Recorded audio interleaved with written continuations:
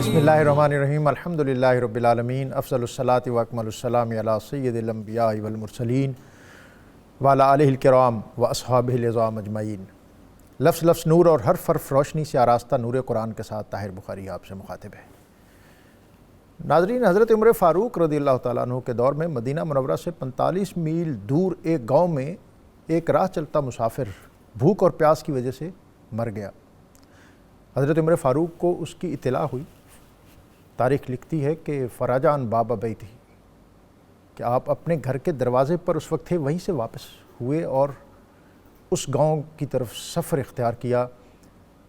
اگلی صبح چاشت کے وقت آپ وہاں پہنچے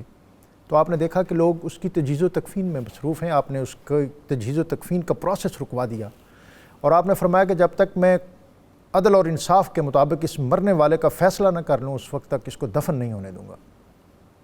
اور اس کے بعد آپ نے گاؤں والوں سے ان کے اونٹ اکٹھے کیے، جو ان کی تعداد 120 بنی۔ آپ نے 20 واپس کر دیے اور آپ نے فرمایا کہ یہ 100 اونٹ میں اس گاؤں والوں سے اس مرنے والے کی دیت وصول کروں گا۔ اور آپ نے فرمایا کہ آج کے بعد قانون ہے کہ اگر کسی بستی میں کوئی مسافر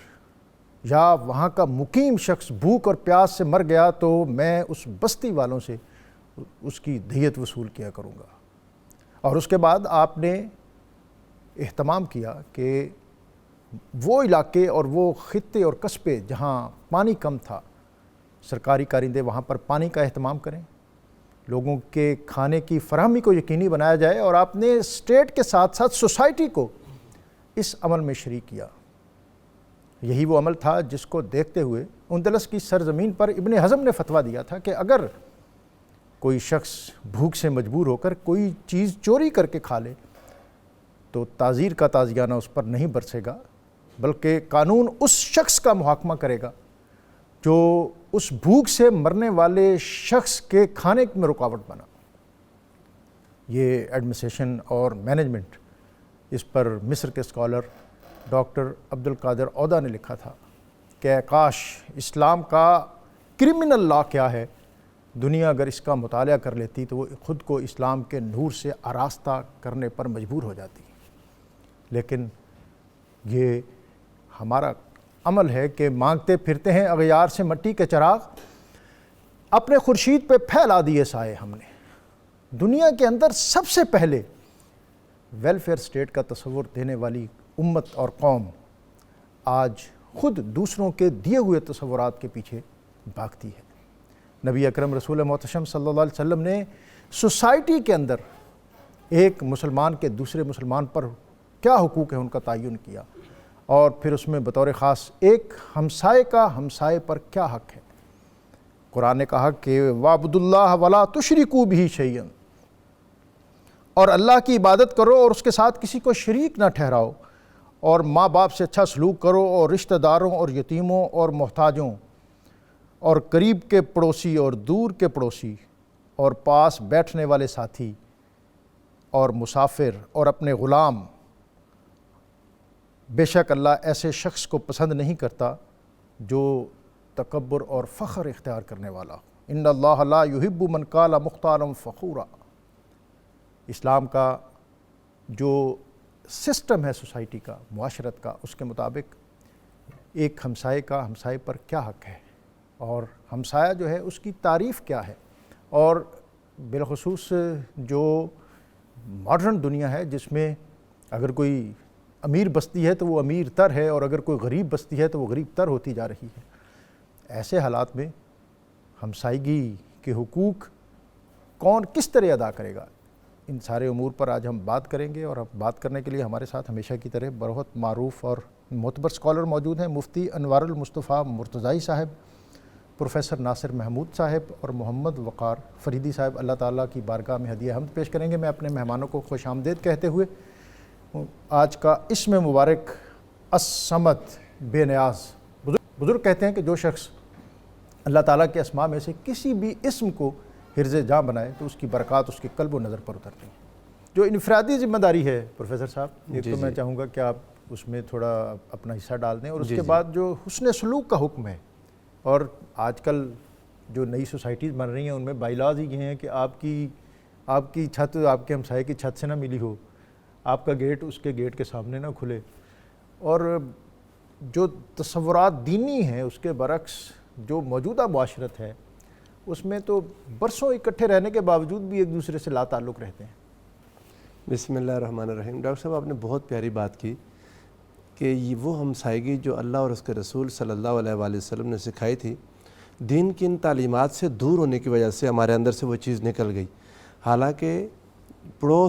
اپنے پڑوس کا جتنا دکھ محسوس کر سکتا ہے، جتنا غمی اور خوشی میں شریک ہو سکتا ہے، اور اللہ اور اس کے رسول کے بتائے ہوئے طریقوں میں اتنی برکت ہے کہ آپ کسی کی خوشی میں شریک ہو جائیں تو وہ کئی گنا بڑھ جاتی ہے، غم میں شریک ہو جائیں تو غم آدھا رہ جاتا ہے. اور یہ سب سے زیادہ اپنے سگے بہن بھائی جو دور رہ رہے ہیں ان کے مقابلے میں ایک پڑوسی زیادہ اچھے طریقے سے کر سکتا ہے کہ انسان پر جب بھی کوئی مشکل یا مصیبت آتی ہے تو اس کو محسوس کرنے والا ساتھ کے گھر والا ہوتا ہے، جس کا دروازہ بہت قریب ہے، وہ اس کو زیادہ. لیکن چونکہ ہم اللہ اور اس کے رسول کی تعلیمات سے دور جا چکے ہیں، یہ جو نئی سوسائٹیز بنی ہیں ان میں واقعی یہ مسئلہ بہت بن چکا ہے کہ سال سال رہنے کے باوجود پڑوسی کو جانتا نہیں ہوتا، ایک دوسرے کو واقفیت نہیں ہوتی، ان کے احوال کو نہیں جان رہے ہوتے. لیکن اس کے باوجود اگر حقوق کی ادائیگی میں رہ گئے تو یہ ایمان کی بہت بڑی کمزوری ہے. حضور نبی کریم صلی اللہ علیہ وآلہ وسلم نے جہاں بھی کہیں پڑوسی کے حقوق کا بیان کیا اس کے ساتھ ایمان کو جوڑا. یہ جو ابھی آپ نے آیا مبارکہ پڑھی سورہ النساء سے، اگر آپ اس کو بھی دیکھ لیں تو اس کا انداز یہی ہے کہ اللہ رب العزت نے پہلے اپنی توحید کا حکم دیا، وَاعْبُدُوا اللَّهَ وَلَا تُشْرِكُوا بِهِ شَيْئًا، یعنی فوراً عبادت کا اور شرک سے منع کر کے جب حکم دیا تو فوراً اس کے بعد انسان کی انفرادی زندگی سے جب اس کی اجتماعی زندگی کی طرف آگے بڑھے تو انسان جو اپنی ذات سے جب باہر نکلتا ہے تو اس کے والدین ہیں، اس کے بہن بھائی ہیں، اس کے رشتہ دار ہیں. اچھا، اپنے گھر سے نکلتے ہی جو پہلا شخص آ جاتا ہے وہ پڑوسی ہے. حضور نبی کریم صلی اللہ علیہ وآلہ وسلم نے اس پڑوسی کی 3 اقسام بیان کی. آقا تو جہاں صلی اللہ علیہ وآلہ وسلم نے ارشاد فرمایا کہ تمہارا پڑوسی ممکن ہے ایک ایسا شخص ہو جو غیر مسلم ہے. اب یہ وہ پڑوسی ہے جس کا پڑوس کا حق آپ پر ہے. اسلام نہ لانے کے باوجود صرف پڑوسی ہونے کی وجہ سے اس کا انسان پر حق ہے. وہ کسی بھی مذہب دین سے تعلق اسلام نہیں لایا. اب ایک دوسرا پڑوسی ہے جو مسلمان بھی ہے. اب اس کے 2 حقوق ہیں، ایک پڑوس کا حق اور ساتھ اسلام کا حق جو اسلامی اخوت اور اسلامی بھائی چارہ ہے. اور پھر تیسرا ہمسایہ وہ ہے جو ساتھ رشتہ دار بھی ہے، سگا بھائی ہے یا کوئی رشتہ دار. اب اس کے 3 حقوق ہو گئے، ایک پڑوس کا حق، ایک اسلامی اخوت کا، اور ایک رحم جو انسان کی رشتہ داری ہے اس کے ساتھ. تو اب ان یہ حقوق ہیں کیا، یہ کیا کرے گا؟ حضور نبی کریم صلی اللہ علیہ وآلہ وسلم نے اس حد تک اس کو ایمان کے ساتھ جوڑ دیا. فرمایا اللہ کی قسم وہ شخص مومن نہیں ہے، وہ شخص مومن نہیں ہے، اس شخص کے دل میں ایمان ہے ہی نہیں. پوچھا یا رسول اللہ کون؟ فرمایا وہ جو پیٹ بھر کے سو گیا اور اس کا پڑوسی بھوکا ہے. یعنی آپ اپنے پڑوسی سے اس حد تک آپ کی واقفیت ہو، آپ کو اس کے احوال کا پتہ ہو، آپ کو اس کی دیکھیں نا، کسی کا بھوکا سو جانا اب یہ اس کا بالکل، حالانکہ ایک حساب میں دیکھا جائے تو اس کا پرسنل میٹر ہے، ممکن ہے نہ بتایا ہو. اسلام پڑوسی کو پابند کرتا ہے کہ اس پر اگر کوئی مالی تنگی، تکلیف، پریشانی، دکھ ہے تو تم اس سے بے خبر نہ رہو، تم اس کی خبر رکھو. اگر ایک انسان نے پوری کوشش کی لیکن دوسرے انسان اتنا اس نے اپنے اوپر پردہ ڈالا ہوا کہ نہیں پتہ لگنے دیا، یہ الگ بات ہے. لیکن اگر اس کی گاڑی سے، اس کی سواری سے، اس کے کپڑوں سے، اس کے بچوں کے سکول سے، اس کے گھر سے 100 بار باہر آنا جانا ہے، اگر کسی چیز سے محسوس ہو گیا کہ اس کے احوال تنگ ہیں اور اس شخص نے اس کا خیال نہیں کیا تو گویا اس نے اپنے ایمان کا حق ہی پورا نہیں کیا. حضور نبی کریم صلی اللہ علیہ وآلہ وسلم کے سامنے 2 عورتوں کا ذکر ہوا. اب یہ بڑی ایمان افروز بات ہے. ایک کے بارے میں کہا گیا یا رسول اللہ صلی اللہ تعالیٰ علیہ وسلم بہت عبادت گزار ہے لیکن اس کے پڑوسیوں سے تنگ ہے. حضور علیہ السلام نے فرمایا جہنم میں جائے گی. دوسری ایک عورت کے بارے میں بتایا گیا یا رسول اللہ صرف فرض ادا کرتی ہے لیکن پڑوسیوں کا بہت خیال ہے اس کا. آقا علیہ السلام نے فرمایا جنت میں جائے گی. یعنی یہ پڑوسی انسان کا امتحان ہے. جیسے انسان کے والدین، بہن بھائی، رشتہ دار ہیں، ایسے ہی پڑوس ہے. اور اچھا انسان وہی ہے جس کی اچھائی کی گواہی اس کا پڑوسی دے.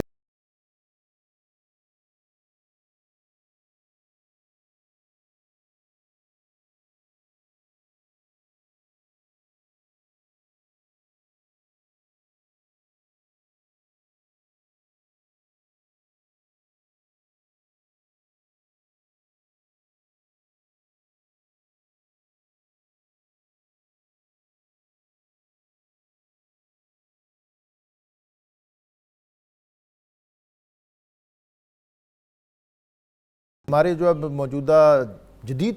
تاثرات اور تصورات ہیں اس میں جو دیندار لوگ ہیں ان کے ہاں بھی یہ کنسیڈریشن ختم ہوتی جا رہی ہے کہ ہم نے پڑوسی کے ساتھ اچھا سلوک کرنا ہے، یا اور یہ کہ جیسے آپ نے کہا کہ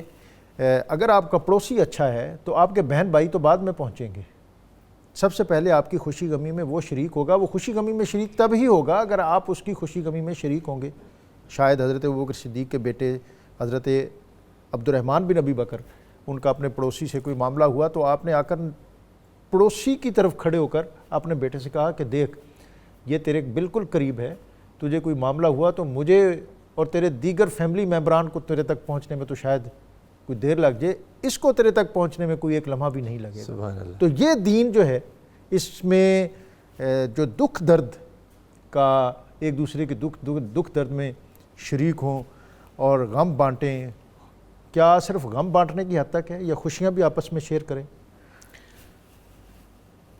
حضرت معاویہ بن حیدہ رضی اللہ تعالیٰ عنہ نے ایک دفعہ آقا علیہ الصلوۃ والسلام کی بارگاہ میں عرض کیا کہ یا رسول اللہ صلی اللہ علیہ وسلم پڑوسی کے مجھ پر کیا حقوق ہیں؟ تو حضور نے ارشاد فرمایا کہ پڑوسی کے حقوق میں سے یہ ہے کہ جب وہ بیمار ہو تو اس کی تو بیمار پرسی کے لیے جا، اگر وہ فوت ہو جائے تو تو اس کے جنازے کے لیے جا، اگر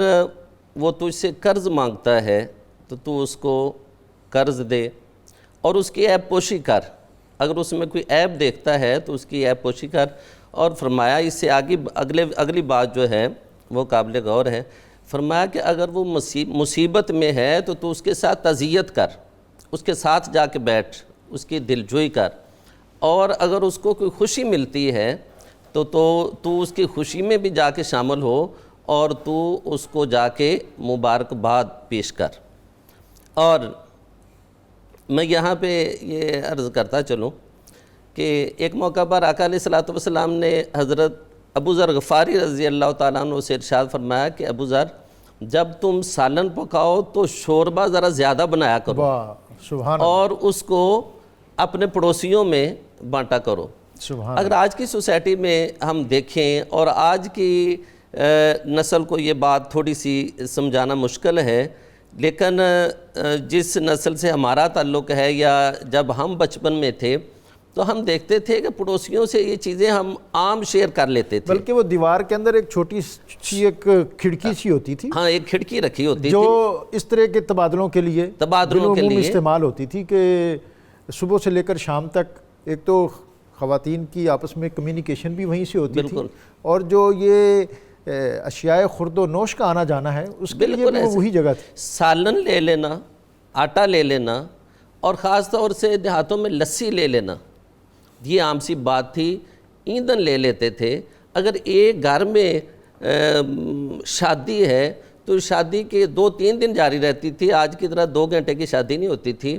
تو دور دراز سے مہمان آتے تھے، کئی دن تک ٹھہرتے تھے، تو ایسے لگتا تھا کہ وہ سارے گاؤں کے مہمان ہیں۔ جو پڑوسی ہوتے وہ گاؤں سے 4 پائیاں کٹھی کر لیتے، بستر اکٹھے کر لیتے۔ جی یہ بالکل آپ نے صحیح کہا ہے مفتی صاحب کہ وہ دور اور وہ معاشرت ہی ایسی تھی کہ جب ایک گاؤں کی بیٹی پورے گاؤں گھر کی بیٹی پورے گاؤں کی بیٹی کنسیڈر ہوتی تھی، اور جہاں وہ بیاہ کے جاتی تھی اس گاؤں پورے گاؤں والوں کا اعزاز اکرام کیا جاتا۔ بالکل ایسا ہی۔ اور وہ حضرت معاویہ بن حیدہ رضی اللہ تعالیٰ عنہ کی حدیث، حضور نے فرمایا کہ اپنے پڑوسی کے ساتھ تعمیر اتنی بلند نہ کرو کہ تم اس کی ہوا کو روک لو، تم اس کی روشنی کو روک لو۔ اور ایک حدیث کا ایک جملہ کہ اگر تم اپنے گھر میں کوئی چیز پکاتے ہو تو اس کی خوشبو اپنے پڑوسی کے گھر نہ جانے دو۔ ہم تو چھلکے پھینکتے ہیں باہر ان کے گھر کے آگے، خوشبو نہ جانے دو۔ بریانی کی خوشبو، گوشت پکاتے ہیں تو اس کی خوشبو جاتی ہے، کہ اگر وہ پڑوسی اتنی استطاعت نہیں رکھتا کہ وہ اپنے بچوں کے لیے اس طرح کا کھانا پکائے، یعنی یا اگر خوشبو جائے تو پھر ان کے ہاں ہدیہ بھی جائے، یا تو ایسا کرو کہ ان کے گھر میں بھیجو۔ تو ہم کیا کرتے ہیں، ہم تو کمپریسر چلا دیتے ہیں گھر میں کہ پڑوسی کا چولہا بجھ جائے، اور ہم بڑی موٹر چلا دیتے ہیں کہ جو واسا کا پانی آ جاتا ہے وہ بھی رک جائے، اور باہر جا کے پھر ہم افسوس کرتے ہیں کہ یہ گیس کا آج کل برا حال ہے، پانی کا آج کل۔ اچھا مفتی صاحب یہ بھی ہمیں لوگوں کو گلہ رہتا ہے کہ یہ جن مسائل پر آج ہم بات کر رہے ہیں یہاں پہ، آپ سے بڑی پرنور باتیں سن رہے ہیں پروفیسر صاحب سے، اور ہماری معاشرت کے وہ زرعی اصول ہیں جو اسلام نے صرف ہمیں نہیں، جس سے پوری دنیا نے روشنی اور رہنمائی حاصل کی۔ بالعموم ہمارا محراب و منبر جو ہے وہ اس سے اعراض کرتا ہے۔ اب اس طرح کے موضوعات جو ہیں ان پر ہم گفتگو کرتے نہیں ہیں جناب۔ ہاں ویسے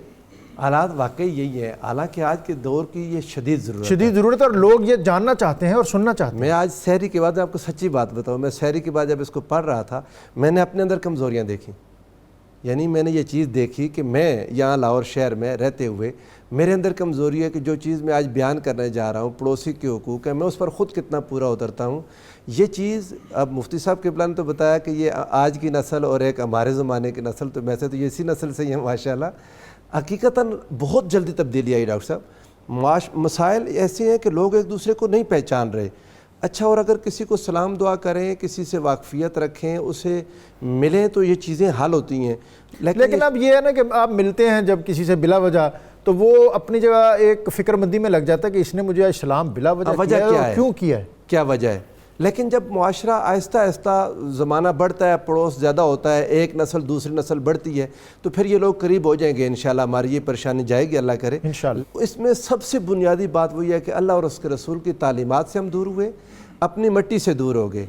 ہم اپنی سوائل سے کٹ گئے نا۔ اچھا، کٹے ہوئے ایسے لوگ ہیں کہ ہمیں پھر وہ جو حقیقت حال جس کی طرف لوٹ کے آنا چاہیے، شاید پھر سے ہم عہد رفتہ کی طرف لوٹیں گے۔ نہیں، ہم ایک خاص عرصے کے بعد جب عمر ڈھلنے لگتی ہے نا تو پھر ہم گاؤں کا رخ کرتے ہیں۔ اچھا، یہ کہ آسودگی پھر ملتی ہی وہیں پہ ہے۔ ڈاکٹر صاحب یہ دیکھیں، جب یہ کورونا آیا اور ہم گھروں میں بند ہوئے، اچھا تو اس چیز نے لوگوں کو قریب کیا۔ یہ آپ کہیں بلیسنگ ان ڈسگائز ہے، تو برائی ایک مصیبت ہے انسانیت پر آئی، اللہ تعالیٰ اس پینڈیمک کو ختم فرمائے، لیکن اس سے یہ ہوا کہ گھروں کے لوگ ایک دوسرے کے قریب ہوئے، محلے میں ایک دوسرے کا احساس ہوا۔ اچھا، میں یہ بھی پروفیسر صاحب آپ سے جاننا چاہوں گا، میرا خیال ہے کہ آپ دونوں کوئی اسی طرح کے علاقے میں رہتے ہوں گے جہاں کے لوگوں کا کسی دوسرے ایک ہمسائے کا دوسرے ہمسائے کے ساتھ کسی نوعیت کی کوئی احتیاج وابستہ ہی نہیں ہوتی بالعموم۔ صحیح بات ہے، یہ بھی بات۔ تو اب یہ لوگوں پر اس طرح کے یہ حقوق جس طرح مفتی صاحب نے بیان کیے ہیں، ان کا اس طرح ظاہر ہے ایک گھر والا ڈیپینڈنس اس طرح کی نہیں رہ گئی، اس طرح کی نہیں رہ گئی، تو یہ لوگ اس طرح کے حقوق ادا ان کے ذمہ ہیں اور ہیں، تو پھر وہ کس طرح وہ اس کی ادائیگی کے لیے غرباء کی بستیاں دیکھیں، تلاش کریں اور وہاں ان چیزوں کی بجاوری کا کوئی موقع تلاش کریں۔ جیسے یہ آج کل کے حالات ہیں نا کہ جب کورونا کی وبا آئی تو بہت سارے لوگوں کے کاروبار خراب ہوئے، بہت سارے لوگوں کی جابز گئیں، تو ایسے میں انسان اپنے گھر سے ذرا باہر نکلے، اپنی ذات سے باہر نکلے، پھر اپنے گھر سے باہر نکلے۔ اگر اپنے گھر کے ارد گرد دیکھتا ہے کہ لوگ خوشحال ہیں تو پھر اپنے محلے سے تھوڑا باہر نکلے، وہاں بھی اگر بہتر ہے پھر اپنے شہر سے تھوڑا باہر نکلے۔ اب تو دنیا گلوبل ولیج بن گئی ڈاکٹر صاحب۔ اب اللہ تعالیٰ نے ہمارے پاس وسائل آ گئے۔ وہ 40 گھر جب ہوتے تھے تو تب لوگ پیدل تھے، جب سواریاں آئیں تو 40 کو تھوڑا اور بڑھا لینا چاہیے۔ ویسے تو نبی کریم صلی اللہ علیہ وآلہ وسلم کے ان فرامین پر اگر چلے جائیں 40 دائیں بائیں آگے پیچھے تو بہت بڑی، اگر ایک انسان اتنی جگہ پر ہر کوئی ایک دوسرے کا خیال رکھے تو معاشرے میں خوبصورتی آ جائے گی اور معاشرے میں حسن آ جائے گا۔ ہمارے یہاں کیا مصیبت ہے کہ ہم سیلف سینٹرڈ ہو گئے، وسائل جو بڑھتے جا رہے ہیں۔ پہلے آپ دیکھیں ہوتا یہ تھا کہ 1 ایکڑ میں جتنی مل رہی تھی زراعت ہوتی تھی، پیداوار، اچھا وہ اب 1 کنال سے ملنے لگ گئی۔ تب 1 ایکڑ میں کم تھی لیکن پاس گزرتے ہوئے کو لوگ دے دیتے تھے، لیکن اس میں برکت وہ نہیں رہی، برکت تھی۔ اب یہ بات میں ڈاکٹر صاحب آپ سے کرنا چاہ رہا ہوں کہ ہمارے نہ وقت میں برکت رہ گئی، نہ ہمارے اخلاص میں برکت رہ گئی، نہ ہماری ہر چیز میں وسائل بڑھ گئے لیکن دل تنگ ہو گئے۔ اچھا، ان دلوں کی تنگی کے پیچھے بھی سیلف سینٹرڈ ہو جانا اور اپنا ذاتی مفادات کا سوچنے لگ جانا، یہ بہت بڑی بیماری ہے۔ اگر اس سے لوگ باہر نکلیں گے تو پھر اپنے گھر والوں کو اور اپنے پڑوسیوں کو دیکھیں گے۔ جب تک لوگ ہم سارے اپنی ذات کے دائرے میں بند رہیں گے اور اپنے آپ کو سہولت پہنچانے کے چکر میں رہیں گے، دوسرے تبھی کا ہم خیال ان چیزوں سے عہدہ برا ہو سکیں گے۔ آپ نے جو ہمیں حقوق کا تعین کیا ہے 1 2 3 4 5، قرض مانگے اور قرض دے، اور پھر یہ بھی تھا کہ اگر قرض کی تاریخ میں متعین کردہ تاریخ میں وہ ادا نہ کر سکے تو اس کو پھر مزید مہلت بھی دے۔ جی بالکل، یہ بڑا مشکل کام ہے۔ جی بالکل ایسے۔ اچھا، اب دوسری ایک تو یہ ہے کہ یہ کرنا چاہیے، اور جو نہیں کرتا، جو ان ذمہ داریوں سے عہدہ برا نہیں ہوتا، اس کے لیے پھر کوئی وعید ہے کہ جو ہمسایوں سے حسن سلوک نہ کر پائے، جو ہمسایوں کے لیے اذیت کا باعث ہو، اس میں کوئی اللہ اور رسول کی طرف سے وعید بھی ہے اس میں؟ یا یہ ٹھیک ہے کر لیا تو ٹھیک ہے اور نہ کیا تو بھی ٹھیک ہے؟ حضرت سیدنا ابن شریح رضی اللہ تعالیٰ عنہ سے ایک حدیث مروی ہے، فرماتے ہیں کہ قال النبی صلی اللہ علیہ وسلم واللہ لا یؤمن. پروفیسر صاحب نے ایک اور حدیث بیان کی، اسی مفہوم کا دوسرا رخ ہے وہ واللہ لا یؤمن، واللہ لا یؤمن، کہ خدا کی قسم وہ بندہ مسلمان نہیں ہے، خدا کی قسم وہ بندہ مسلمان نہیں ہے. تیسری مرتبہ بھی حضور نے ارشاد فرمایا واللہ لا یؤمن، خدا کی قسم وہ بندہ مسلمان نہیں ہے. تو فرماتے ہیں قال من یا رسول اللہ، ہم نے عرض کیا یا رسول اللہ کون بندہ ایماندار نہیں ہے؟ تو حضور نے ارشاد فرمایا لا یامن جارہ بوائقہ. حضور نے فرمایا کہ وہ بندہ ایمان والا نہیں ہے کہ جس کا پڑوسی اس کی اذیت سے، اس کے بوائق سے محفوظ نہیں ہے. تو لا یؤمن یہاں سے اس سے یہ مطلب نہیں ہے کہ وہ بندہ بالکل ایمان سے خارج ہو جاتا ہے، بلکہ یہاں لا جو ہے یہ نفی کمال کا ہے کہ اس کا ایمان کامل نہیں ہے. تو اب یہاں پہ دیکھنا یہ ہے کہ بوائق کا کیا مطلب ہے. تو مفسرین محدثین فرماتے ہیں کہ بوائق جو ہے یہ دو طرح کے ہو سکتے ہیں. اذیت جو ہے ایک زبان سے اذیت دینا ہے اور ایک ہاتھ سے اذیت دینا ہے. اور آقا علیہ الصلوۃ والسلام نے فرمایا من سلم المسلمون من لسانہ و یدہ،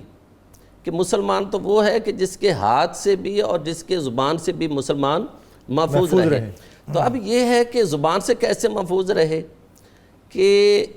جو پڑوسی ہے وہ پڑوسی کا رازدار ہوتا ہے اور پڑوسی کی کوئی چیز پڑوسی سے چھپی ہوئی نہیں ہوتی. تو اگر اس میں کوئی عیب دیکھتا ہے تو اس کا فرض ہے کہ اس کو چھپائے، نہ کہ اس کے ساتھ تھوڑی سی بات اور بڑھا کے اس کو پوری آبادی میں اس کو پھیلا دے، جو کہ ہمارا عمومی رویہ ہے. ہم اس کی تعریف کرتے کرتے کہتے ہیں کہ جی وہ ہے تو بہت اچھے، لیکن اب کیا کریں؟ لیکن اب کیا کریں، ہم ان کے ساتھ گزارا کر رہے ہیں.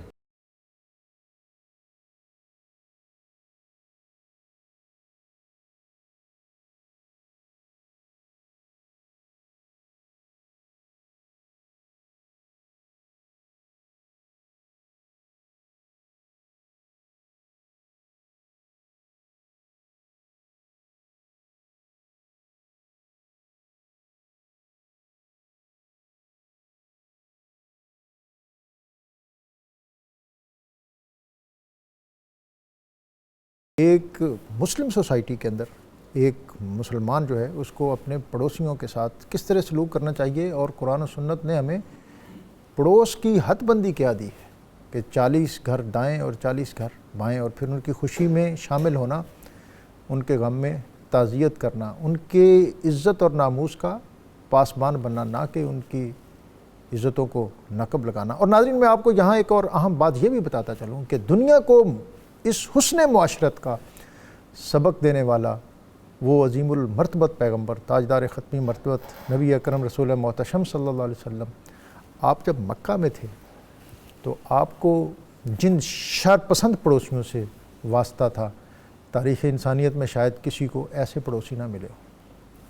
آپ کے ایک طرف ابو لہب تھا اور دوسری طرف عقبہ بن ابی معیط. اور یہ ابو لہب جو تھا اس کی بیوی ام جمیل تھی، عروہ اس کا نام تھا، عروہ بن امیہ بن عبد شمس بن عبد مناف بن قصی، جو نبی اکرم رسول محتشم صلی اللہ علیہ وسلم کے یہ بھی قریبی عزیز تھے اور ایک خاندان میں تھے. لیکن یہ خاتون کیا کرتی تھی کہ سارا دن جنگل میں سے خاردار کانٹے اور جو ایسے نوکیلے شاخیں جو ہیں ان کو چنتی اور اکٹھا کرتی، اور رات کے وقت نبی ان راستوں پہ رکھ دیتی جہاں صبح کے وقت نبی اکرم صلی اللہ علیہ وسلم نے گزرنا ہوتا تھا. اور پھر یہ آپ صلی اللہ علیہ وسلم کے گھر میں اپنا کوڑا پھینک دے. اور ایک موقع پر نبی اکرم صلی اللہ علیہ وسلم نے فرمایا تھا یا بنی عبد مناف، اے عبد مناف کے لوگو، ایو جوار ھذا، تم ہمسائیگی کا خوب حق ادا کر رہے ہو. اس قدر تلخی اور اس قدر ترشی، لیکن آپ صلی اللہ علیہ وسلم، آپ کا صبر، آپ کا حوصلہ اور آپ کی استقامت، آپ نے ہمیشہ ان کے ہر ناروا رویے کو برداشت کیا، لیکن ظاہر ہے نبی اکرم رسول محتشم صلی اللہ علیہ وسلم کے ساتھ اگر کوئی ناروا رویہ اختیار کرے تو اس کائنات کا رب اور خالق وہ اس پر کب خاموش رہ سکتا ہے۔ اسی ابو لہب کی تکذیب میں پوری صورت نازل ہوئی، تبت یدا ابی لہب و تب، اور پھر یہی جو عروہ ام جمیل، یہ ابو سفیان کی بہن تھی، اس کے پاس گئی اور کہا کہ عبد مناف کی بیٹی کی کسی نے تکذیب کر دی ہے، حجو کہہ دی ہے، اس کے امور اور اس کے معاملات کی مذمت کر دی گئی ہے، اور تو کیسا غیرت مند بھائی ہے۔ اور ابو سفیان تلوار لے کے نکلا نبی اکرم صلی اللہ علیہ وسلم کو تلاش کرنے، ناکام واپس لوٹا تو ام جمیل نے کہا کہ کیا تو جس مقصد کے لیے گیا تھا اس میں کامیاب ہو گیا؟ تو اس نے کہا کہ کیا تو یہ چاہتی ہے کہ میرا سر جو ہے وہ کسی بڑے سانپ کے منہ میں جا کر ریزہ ریزہ ہو جائے؟ اور اس نے کہا کہ میں جب اس مقصد کے لیے گیا تھا تو مجھے جو ایک خوفناک اژدہا اس طرح نظر آیا کہ جیسے وہ ابھی میرا سر اپنے منہ میں لے کر اس کو پیس کے رکھ دے گا۔ نبی اکرم رسول محتشم صلی اللہ علیہ وسلم کا اسوہ کہ یہی ابو لہب اس کے دو بیٹے عتبہ اور عتیبہ جن کا عقد ہوا تھا حضرت رقیہ اور حضرت ام کلثوم کے ساتھ، جب قرآن پاک میں یہ صورت نازل ہوئی تو اس کے باپ نے اپنے بیٹوں کو کہہ کر اس عقد کا خاتمہ کروایا۔ لیکن ناظرین منظر میں اس سے بڑا آپ کو ایک دن پہلے بھی بات ہوئی تھی کہ جب فتح مکہ ہوا تو نبی اکرم صلی اللہ علیہ وسلم نے حضرت عباس سے کہا کہ اے عباس تمہارے بھائی کے بیٹے مجھے نظر نہیں آ رہے۔ عتیبہ جو کہ ایک حادثے میں نبی اکرم صلی اللہ علیہ وسلم کی دعائے ضرر کے نتیجے میں ایک شیر کے ہاتھوں وہ ہلاک ہو چکا تھا، لیکن عتبہ اور اس کا ایک اور چھوٹا بھائی حضرت عباس اس کو لے کر آئے اور نبی اکرم صلی اللہ علیہ وسلم نے ان کو معاف کیا، اور نہ صرف معاف کیا بلکہ ان دونوں کو اپنے دونوں ہاتھوں میں لیا اور کعبے کے دروازے تک گئے، ان کے لیے اللہ تعالیٰ سے خاص دعا کی۔ جب واپس آئے تو آپ کے چہرے پر ایک بشاشت تھی، ایک مسرت تھی۔ حضرت عباس نے پوچھا یا رسول اللہ آپ کے چہرے پر آج جو خوشی کے آثار پیدا ہوئے ہیں بہت کم دیکھے ہیں۔ آپ نے فرمایا میں نے اپنے چچا کے ان بیٹوں کے لیے اللہ تعالیٰ سے خاص رحمت طلب کی تھی جس کی اللہ تعالیٰ نے منظوری عطا فرمائی ہے۔ اچھوں سے اچھا تو ہر کوئی رہتا ہے، مزہ تو تب ہے کہ بروں سے کوئی اچھا بن کے دکھائے۔ شرپسند پڑوسی جو ہے اس کو کس طرح ٹائکل کریں؟ یہ تو بہت بڑا ایک جنت کمانے کا ذریعہ بن سکتا ہے وہ پڑوسی۔ حضرت ابو ذر غفاری رضی اللہ تعالیٰ عنہ کے پاس ایک بار ایک صحابی آئے اور کہنے لگے اے ابو ذر میں نے آپ کے بارے میں سنا ہے کہ آپ ان تین لوگوں کی بات بتا رہے ہیں، ثلاثۃ یحبہم اللہ، ایسے تین لوگوں کی بات آپ رسول اللہ صلی اللہ علیہ وآلہ وسلم سے روایت کر رہے ہیں جن سے اللہ محبت کرتا ہے، اور تین ایسے جن سے اللہ ناراض ہے، تو کیا یہ بات ایسے ہی ہے؟ تو انہوں نے کہا ہاں، مجھے کیا لگا کہ میں اپنے حبیب پر جھوٹ باندھوں۔ اور آپ کو پتہ حضرت ابو ذر غفاری رضی اللہ تعالیٰ عنہ، نبی پاک نے ان کے سر انور پر ہاتھ رکھ کے حضور نے فرمایا تھا آسمان سے نیچے زمین کے اوپر ابو ذر سے زیادہ سچا بندہ اور قول کا پکا کوئی نہیں۔ یہ ابو ذر غفاری، انہوں نے کہا تین لوگ ہیں جن سے اللہ محبت کرتا ہے۔ اب یہ جن کو اپنے پڑوسی سے تکلیف یا پریشانی ہے، ممکن ہے پڑوسی سے پوچھے تو وہ ان سے تنگ ہو، میں اپنے پڑوسی سے، اب ہر کوئی یہ سمجھتا ہے کہ میں تنگ ہوں، لیکن پڑوسی سے کوئی پوچھے اس کا دکھ معلوم نہیں، میری کئی باتوں سے وہ تنگ ہو۔ لیکن اگر کسی کو حقیقتاً پڑوسی سے تنگی ہے تو یہ حدیث پاک ایمان افروز ہے۔ حضرت ابو ذر غفاری نے فرمایا تین لوگ مجھے رسول اللہ صلی اللہ علیہ وآلہ وسلم نے بتائے جن سے اللہ محبت کرتا ہے، اللہ کے محبوب ہے وہ لوگ۔ ایک تو انہوں نے کہا کہ وہ ہے شخص جو اللہ کے راستے میں جہاد کرتا ہے اور دشمن کے ساتھ جہاد کی حالت میں مجاہد ہو کے ملتا ہے اور اسے قتل کرتا ہے یا شہید ہو جاتا ہے، اللہ اس سے محبت کرتا ہے۔ ان اللہ یحب الذین یقاتلون فی سبیلہ صفا کأنہم بنیان مرصوص۔ دوسرا انہوں نے غالباً بیان کیا کہ ایک شخص جو سفر کر کے آتا ہے کسی قوم کے ساتھ اور رات کے وقت سفر کی تھکاوٹ بھی ہے، نیند بھی ہے، انتہائی تنگی اور تکلیف کے باوجود آ کے بستر سامنے دیکھ کے بستر پر لیٹتا نہیں ہے، وضو کر کے اللہ کی بارگاہ میں کھڑا ہو جاتا ہے، وہ اللہ کا محبوب ہے۔ اور تیسرا فرمایا وہ شخص ہے رجل لہ جار یؤذیہ فیصبر علی اذاہ، ایک ایسا شخص جس کا پڑوسی اسے ایذا پہنچاتا ہے اور وہ اس کی ایذا اور تکلیف پر صبر کرتا ہے یہاں تک کہ اللہ اسے یا اسے اٹھا لے۔ آقا حضور علیہ الصلوۃ والسلام نے ارشاد فرمایا یہ شخص جو پڑوسی کی تکلیف پر صبر کرتا ہے یہ اللہ کا محبوب ہے۔ سبحان اللہ۔ آپ اس پر کچھ؟ جی ویسے بھی یہ رمضان مبارک ہے اور آقا علیہ الصلوۃ والسلام نے ارشاد فرمایا ھذا شہر الصبر، سبحان اللہ، کہ یہ صبر کا مہینہ ہے اور صبر کی جزا ثوابہ الجنہ، سبحان اللہ، تو صبر کی جزا جو ہے وہ جنت ہے۔ جنت ہے۔ حضرت عبداللہ ابن مسعود رضی اللہ تعالیٰ عنہ آپ فرماتے ہیں کہ ایک دفعہ میں نے آقا علیہ الصلوۃ والسلام کی بارگاہ میں عرض بلکہ ایک اور شخص تھے، انہوں نے کہا کہ یا رسول اللہ صلی اللہ علیہ وسلم قال الرجل للرسول صلی اللہ علیہ وسلم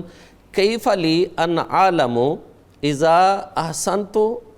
و اذا اسأت، عرض کیا کہ یا رسول اللہ مجھے کیسے پتہ چلے کہ میں اچھا ہوں یا میں برا ہوں، کوئی ایسا پیمانہ عطا فرمائیں کوئی کہ میں، بلکہ ہر شخص کے لیے یہ پیمانہ ہو کہ وہ دیکھ سکے کہ میں اچھا ہوں یا میں برا ہوں۔ تو حضور نے فرمایا کہ میں پھر پیمانہ دے دیتا ہوں، یہ آسان ہے، اذا سمیت جیرانک یقولون قد احسنت فقد احسنت، تو حضور نے ارشاد فرمایا کہ جب تو اپنے پڑوسی کے منہ سے یہ بات سنے کہ یہ جو میرا پڑوسی اچھا ہے اللہ اکبر، تو پھر حقیقت میں اچھا ہے، سبحان اللہ، پھر دراصل ہے ہی اچھا۔ سبحان اللہ، اور اذا سمیتہم یقولون اذا اسأت فقد اسأت، کہ جب پڑوسی یہ کہے کہ یہ شریر آدمی ہے، یہ برا آدمی ہے، یہ بد کردار آدمی ہے، تو پھر تو سمجھ لے کہ تو پھر حقیقت میں ہی ایسا ہے۔ میں آپ کی طرف دوبارہ لاسٹ کمنٹ کے لیے آؤں گا۔ ایک بہت اہم سوال پروفیسر صاحب، جی حق شفا، یہ ہمسائے کے حقوق کے حوالے سے شاید ہماری فقہ میں اور جو قوانین بہت میں اہم بھی چیز ہے جی، لیکن اختصار کے ساتھ اس پر رہنمائی عطا کریں۔ میں مختصراً تو یہ کہتا ہوں کہ اگر کوئی پڑوسی اپنی زمین بیچنا چاہتا ہے تو سب سے پہلے اس زمین کے خریدنے کا حق پڑوسی کو ہے، یعنی اپنے پڑوسی کی اجازت کے بغیر نہ بیچے، اگر پڑوسی لینا چاہے تو اس کا حق پہلا ہے، یہ اللہ رسول کا حکم ہے اس بارے میں۔ بلکہ حضرت سعد بن ابی وقاص رضی اللہ تعالیٰ عنہ کو حضرت حضور علیہ الصلوۃ والسلام کے مولا رسول اللہ حضرت ابو رافع، انہوں نے کہا کہ تمہارے محلے میں میرے 2 مکان ہیں، وہ تم خرید لو، تو آپ نے فرمایا میرے پاس پیسے نہیں ہیں، میں اتنی رقم دے کے لے سکتا ہوں اور وہ بھی قسطوں میں دوں گا۔ آپ نے فرمایا اللہ کی قسم اگر میں نے رسول اللہ صلی اللہ علیہ وآلہ وسلم سے پڑوسی کا حق نہ سنا ہوتا تو کبھی بھی نہ تمہیں نہ دیتا کہ مجھے اس سے زیادہ رقم مل رہی ہے، لیکن پڑوسی کا حق ہے لہذا میں آپ کو دیتا ہوں۔ لیکن اس میں بعض اوقات پڑوسی ناجائز بھی تنگ کرتے ہیں شفا میں، تو بخاری میں ہے وہ تفصیل کہ حضور علیہ الصلوۃ والسلام نے اس سے بچنے کا بھی طریقہ کار بتایا کہ خود کس طریقے سے بچا جا سکتا ہے۔ یہ عام بات ہے، ذرا اس پر آپ رہنمائی دے دیں۔ جی کہ اگر وہ پڑوسی تنگ کرتا ہے تو اس میں امام بخاری رحمۃ اللہ تعالیٰ علیہ نے اپنی فقہ کے حساب سے آپ نے فرمایا کہ اپنے سب سے چھوٹے بیٹے کے نام لگا دے، تو وہ بیٹا چونکہ بھی نابالغ ہے تو اس پر یہ شفا نہیں کر سکتا، یا یہ کہ اس کے 10 حصے کر لے پلاٹ کے، ایک حصہ اس کا پڑوس ہوگا باقی سارے اس کے پڑوس نہیں ہوں گے، یہ اس ایک حصے میں کر سکے گا شفا، باقی میں، یعنی اس سے بچنے کی بھی ترکیب موجود ہے اور لا بھی اس کی اجازت دیتا ہے۔ لیکن اگر کوئی پڑوسی تنگ نہ کر رہا ہو اور واقعتاً وہ اس کی جگہ لینا چاہ رہا ہو، مارکیٹ سے تھوڑے بہت فرق کے ساتھ اگر وہ لیتا ہے تو اس کو دے دے، تو اس کو پریورٹی دینی چاہیے۔ اس کو پریورٹی دینی۔ کوئی آخری بات آج کے پروگرام کے حوالے سے اور اس موضوع کے حوالے سے جو آپ تبرک کے طور پر دیں، جس کو لوگ حرز جاں بنائے اور ان کی زندگی روشنی اور نور۔ حضرت امام غزالی نے ایک بڑا خوبصورت واقعہ کہ ایک شخص تھا، یعنی کہ جو پڑوسی اس کے چھوٹے سے چھوٹے حق کا بھی خیال رکھنا چاہیے، تو اسے گھر میں چوہوں کی کثرت ہو گئی، اس کا بھائی ایک بلی لے آیا، تو اس شخص نے کہا کہ میں اپنے گھر میں بلی نہیں چھوڑوں گا، اس لیے کہ جب بلی بولتی ہے تو چوہے ساتھ والے گھر میں منتقل ہو جاتے ہیں، اور میں یہ نہیں چاہتا کہ میں اپنی تکلیف ختم کرنے کے لیے وہ تکلیف اپنے پڑوسی پہ ڈالتا ہوں۔ اللہ اکبر۔ تو صوفیہ کرام تو اس قدر چھوٹی سی اور باریک سی بات کا بھی خیال رکھتے تھے، اور ہم جو ہیں اپنا گھر کا کوڑا کرکٹ جو ہے، اپنے گھر کی جو چیزیں ہیں وہ اپنے پڑوسی کے دروازے کے آگے کر سکتے ہیں۔ تو اگر ہم اتنا ہی کریں کہ ہم اپنا کوڑا جو ہے، اپنی جو اضافی چیزیں ہیں، اسے اپنے پڑوسی کو تکلیف نہ دیں، تو یہ چیز بھی اللہ اور رسول کو بڑی پسند ہے۔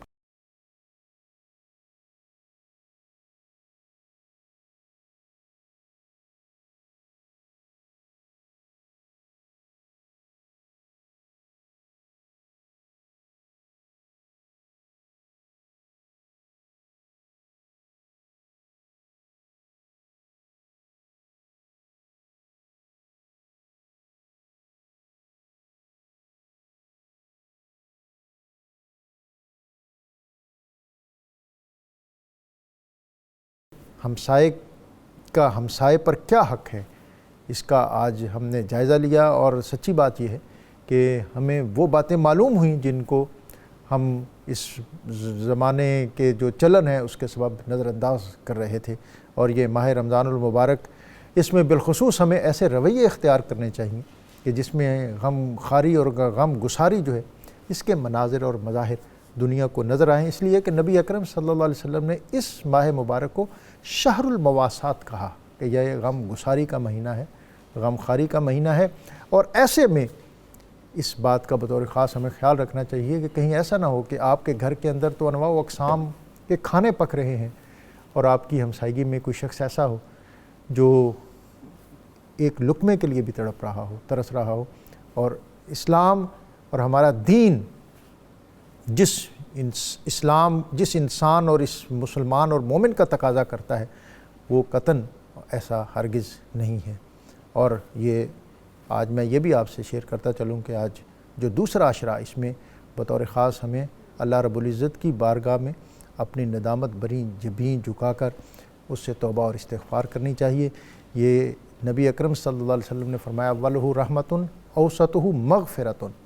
یہ دوسرا عشرہ جو ہے یہ مغفرت کا ہے، اس سے مغفرت طلب کرنی چاہیے، اور اس کی جو خاص دعا ہے استغفر اللہ ربی من کل ذنب واتوب الیہ، انفرادی سطح پر اس کی بہت زیادہ ضرورت ہے اور ہمیشہ رہی ہے۔ لیکن میں سمجھتا ہوں کہ جو موجودہ حالات ہیں جس میں ایک ہماری انسانی آبادیاں دہشت اور وحشت کا شکار ہیں اور لوگ بہت زیادہ پریشان ہیں، اللہ تعالیٰ ان بابرکت گھڑیوں کے طفیل ہماری قوم کی، ہماری امت کی اور پوری انسانیت کی جو مصیبتیں ہیں، جو مشکلات ہیں، ان کو کم کریں۔ میں اپنے مہمانوں کے شکریہ کے ساتھ حمد باری تعالیٰ کی طرف بڑھنے سے پہلے آج کا وظیفہ وتوکل علی اللہ وکفیٰ باللہ وکیلا، اگر کوئی شخص کسی بھی مصیبت میں مبتلا ہو اور وہ سورہ احزاب کی یہ آیت اس کو مسلسل 7700 مرتبہ پڑھے 7 دن تک، تو اللہ تعالیٰ اس کو ان مصائب اور مشکلات سے نجات عطا کرے گا۔ اللہ تعالیٰ ہماری کمیونٹی کی، ہماری ملک کی، اس خطے کی اور انسانیت کی حفاظت فرمائے۔ محمد وقار فرید جناب۔ میرے مولا کرم ہو کرم، میرے مولا کرم ہو کرم، تجھ سے فریاد کرتے ہیں ہم، تجھ سے فریاد کرتے ہیں ہم، میرے مولا کرم ہو کرم، میرے مولا کرم ہو کرم، میرے مولا کرم ہو کرم، یہ زمین اور یہ آسمان تو ہی ہے مالک دو جہاں، سب پہ تو ہی تو ہے مہربان، ہم تیرے در سے جائیں کہاں، سب کی سنتا ہے تو ہی صدا، تو ہی رکھتا ہے سب کا بھرم، میرے مولا کرم ہو کرم، میرے مولا کرم ہو کرم، بے کسوں کو سہارا ملے، ڈوبتوں کو کنارہ سر سے طوفان پل میں ٹلے، جو تیرا ایک اشارہ ملے، تو جو کر دے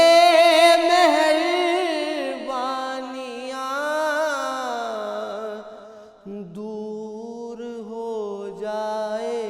ہر ایک غم، میرے مولا کرم ہو کرم، میرے مولا کرم ہو کرم، بھول بیٹھے ہیں تیرا کہا